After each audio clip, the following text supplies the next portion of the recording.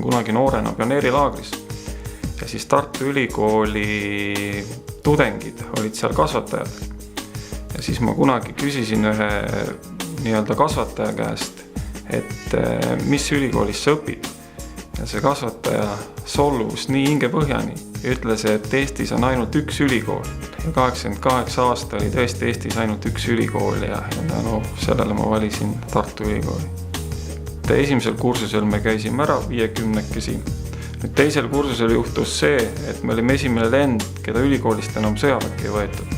See tähendab, et kõik poisid jäid kursusel edasi.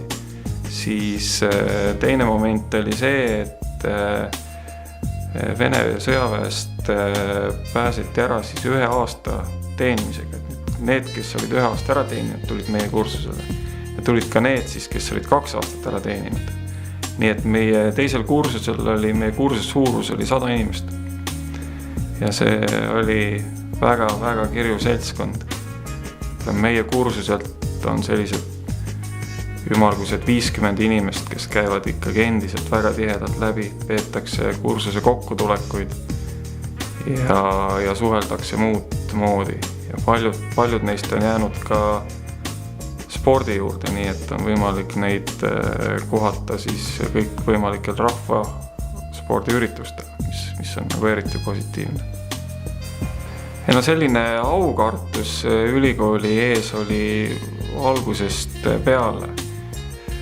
Olles teisel kursusel ja jalutasin sealt samaste juurest mööda, meenus mulle järsku, et ma ei ole ühtegi korda käinud ülikooli aulas.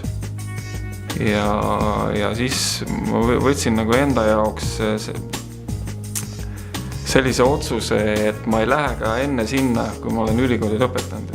Sest see kuidagi tollel ajal tundus, et see oli selline püha paik ja sinna ei ole mõtet niisama üle ukse piiluma minna. Ja siis selle lubaduse ma pidasin, et ma enne sinna aulasse sisse ei astunud.